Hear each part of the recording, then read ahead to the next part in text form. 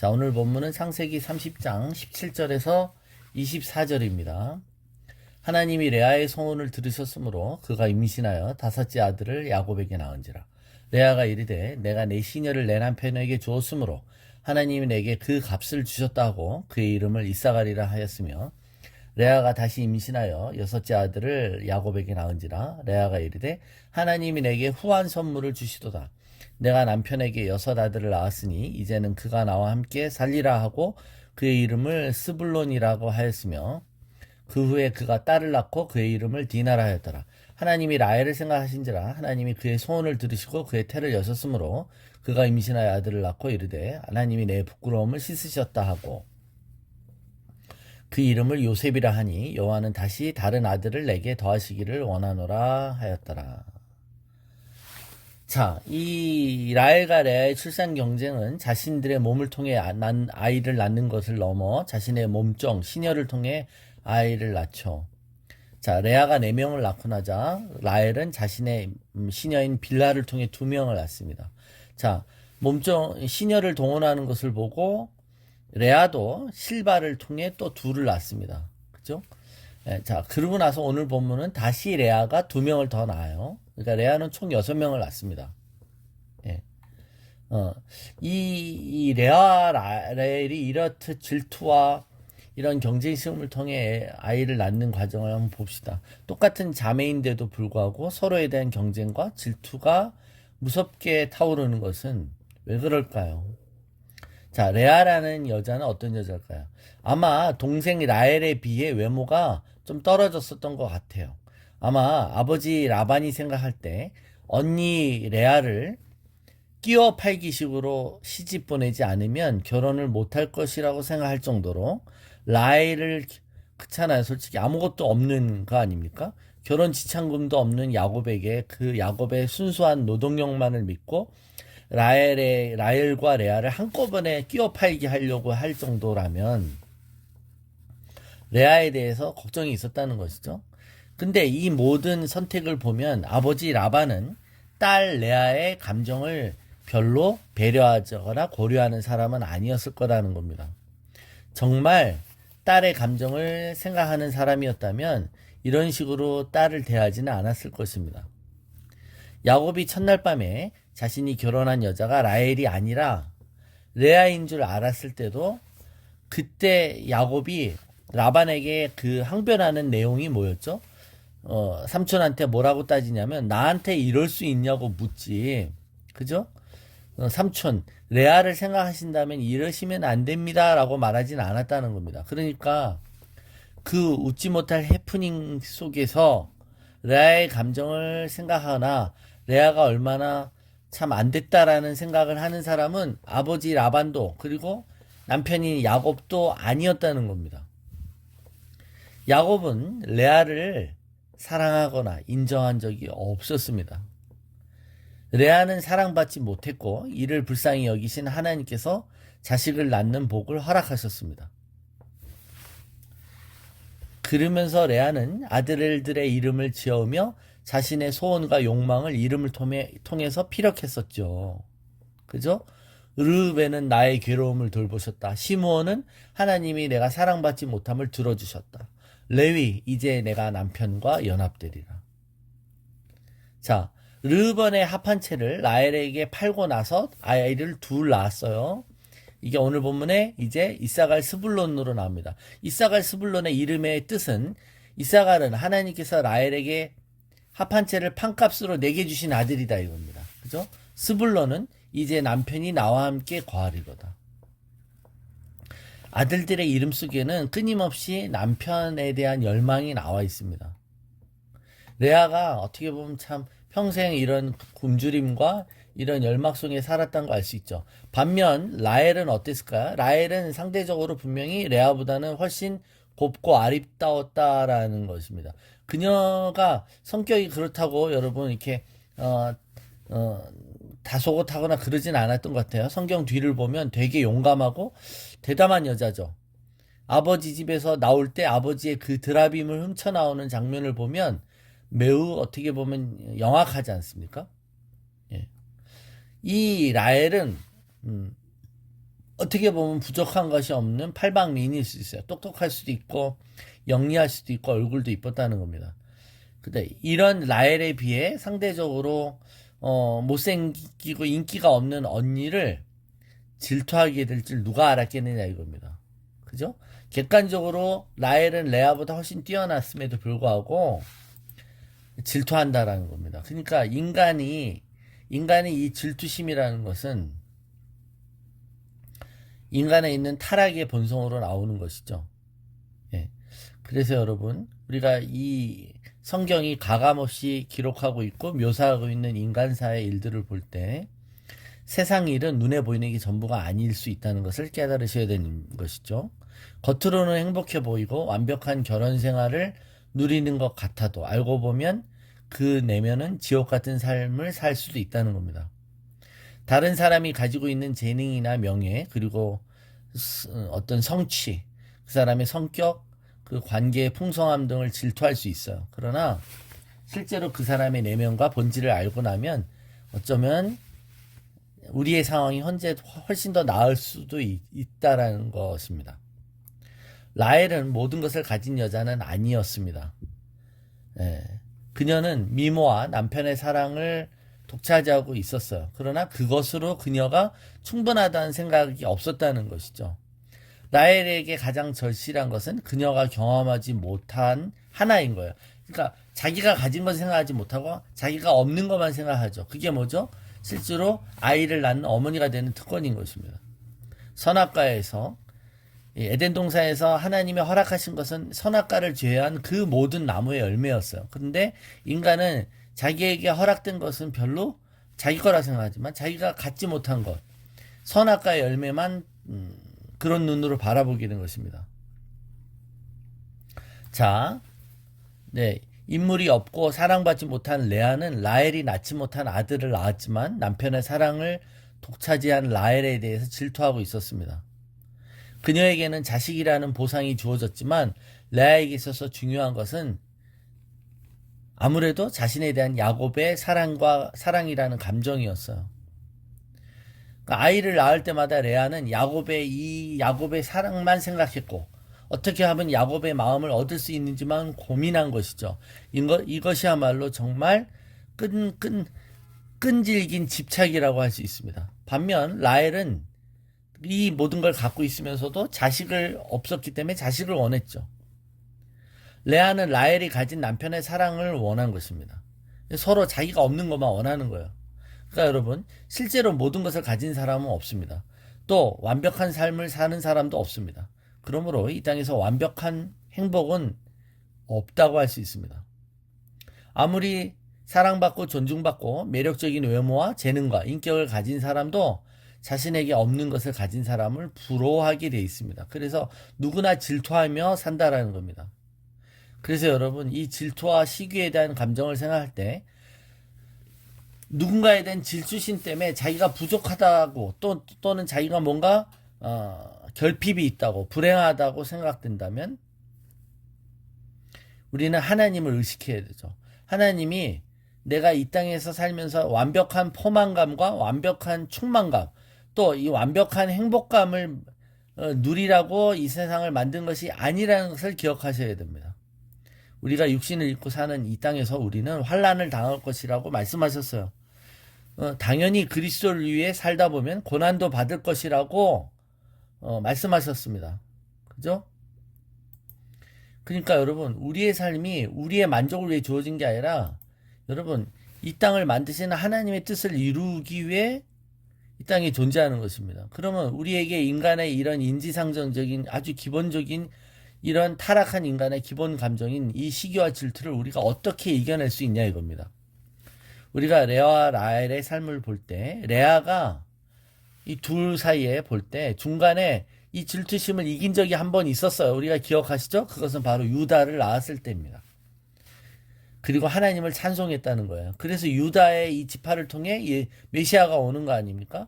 질투를 다스리는 이기는 방법은 여호와를 찬송하리라는 유다의 이름처럼 하나님을 찬양하는 것 외에는 없다는 겁니다.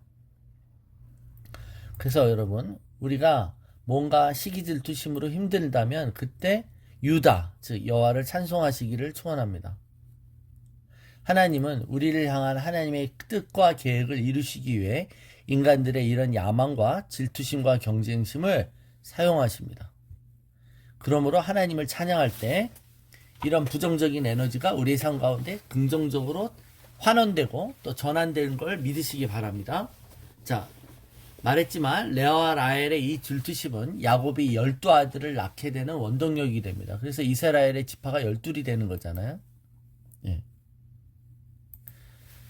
그러니까 여기서 여러분 우리는 인간의 질투심만을 의식하지만 실제로는 여러분 이것보다 더 높은 하나님의 질투하는 마음이 있습니다. 하나님은 엘칸나, 질투하는 하나님이십니다. 하나님은 레아와 또 라헬의 사랑을 바라십니다. 하나님은 우리의 사랑을 바라시죠. 하나님의 결핍을 채우려는 게 아니라 하나님을 사랑하는 것이 결국 우리에게 가장 큰 유익이고 복이기 때문에 그렇습니다.